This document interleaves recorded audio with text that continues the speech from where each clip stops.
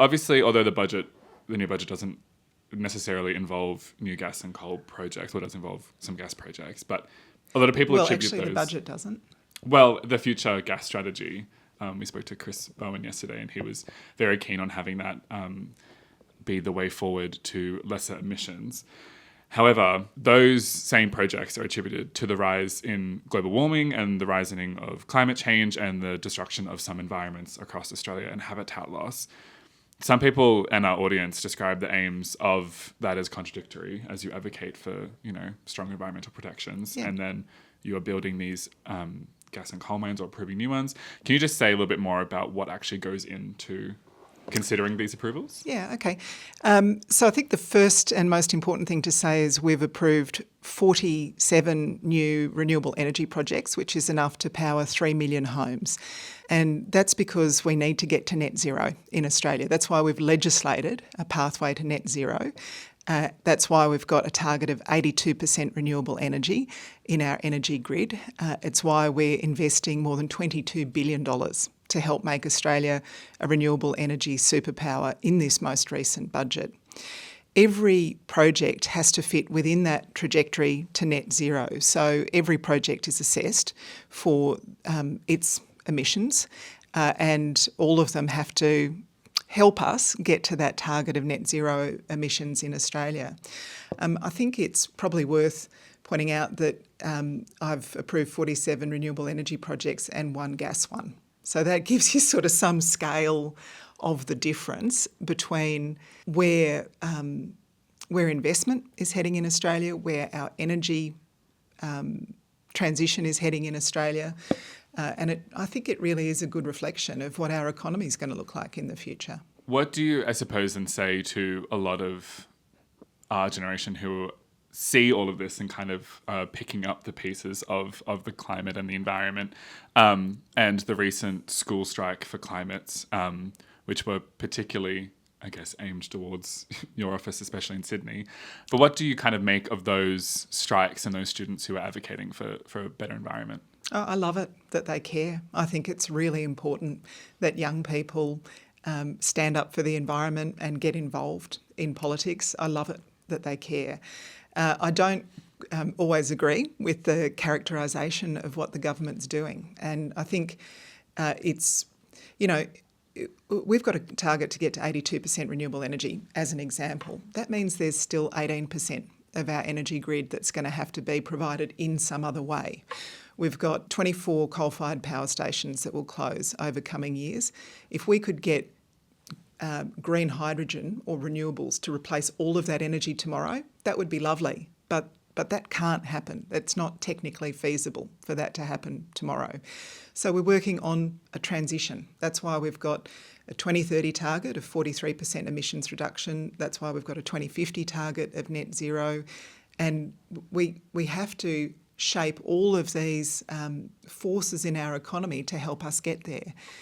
I think sometimes people don't realise what an incredibly ambitious target 82% renewable energy is. We are building solar farms and wind farms and transmission lines at an incredible rate in this country. It's happening so quickly by global standards, but it can't happen overnight. There's no off switch that changes the economy in one go, that changes our energy needs in one go. We have to have the policies in place to do that as quickly as we reasonably can, while still providing cheaper energy for Australian homes and businesses. We're in a cost of living crisis. People are struggling to pay the bills. We can't say that none of that matters. I suppose then what a lot of students felt angry, especially that there wasn't much of a response from you to that. I feel like had you have said that, what you just said to me, to them, it might have eased some of their minds. But was there any particular reason why you didn't necessarily respond to those students or listen to them? Which students are you talking about? The school strike for climate last year that happened globally, and we actually went down and spoke to a few students. I say this stuff all the time. Yeah. I'm constantly in the media. I meet with students in my own electorate all the time.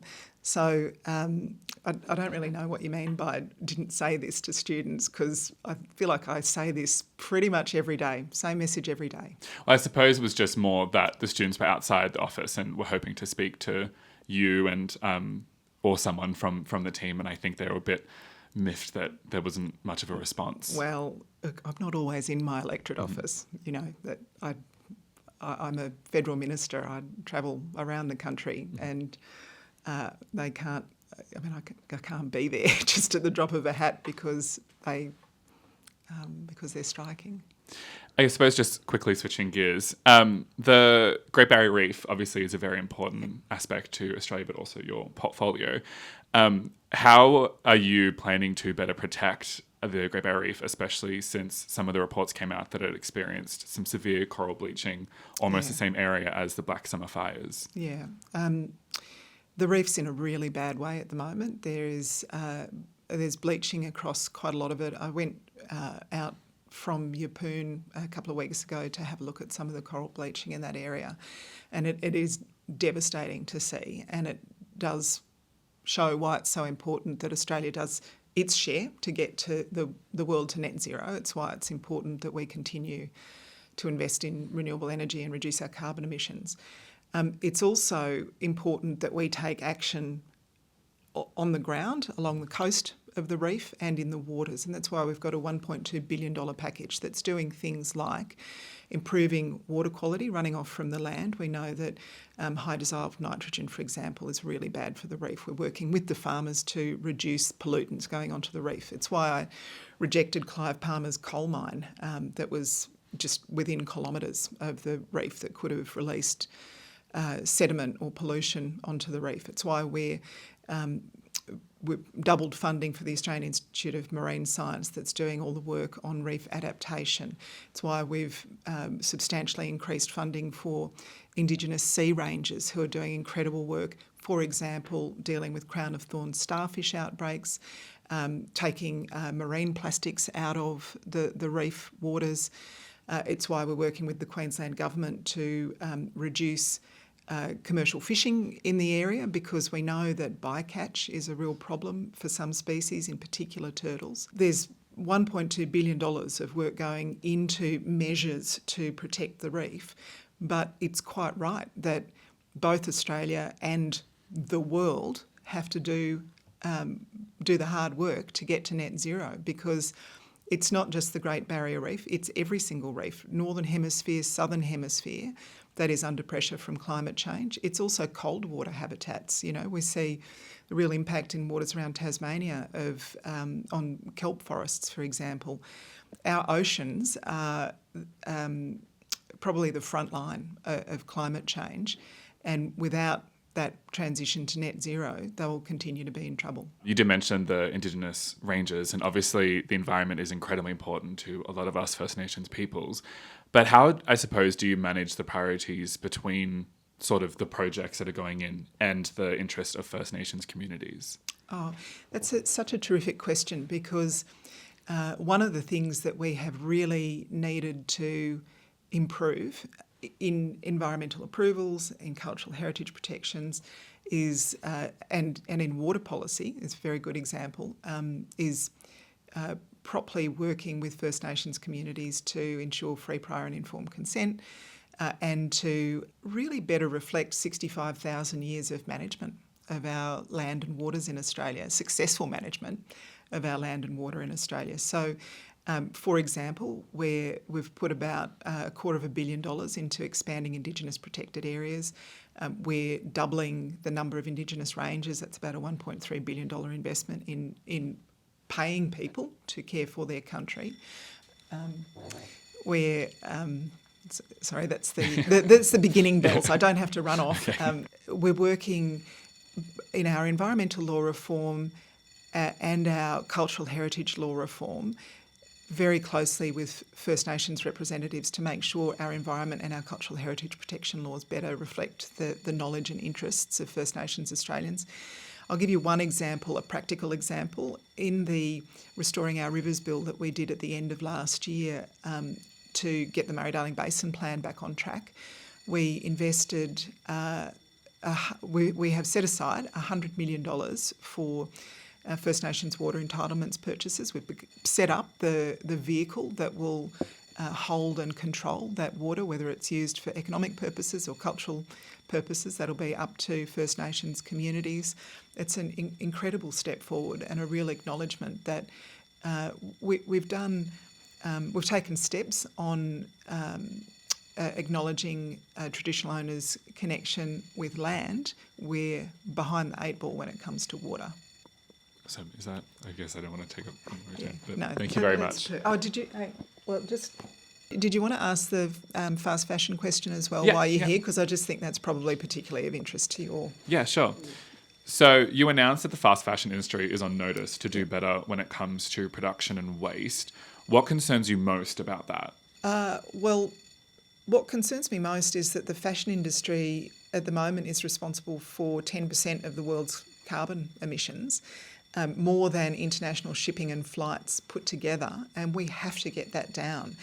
This is not an argument against being able to buy a cheap item of clothing. It is an argument against a system we've got at the moment, which is super cheap items of clothing being pushed out, worn once or twice and ending up in landfill. We send about 224,000 tonnes of fashion to landfill in Australia every year, and every T-shirt that you buy or wear is 6 kilograms of embedded carbon and thousands of litres of water to produce. We need to use less virgin material in fashion in the first place.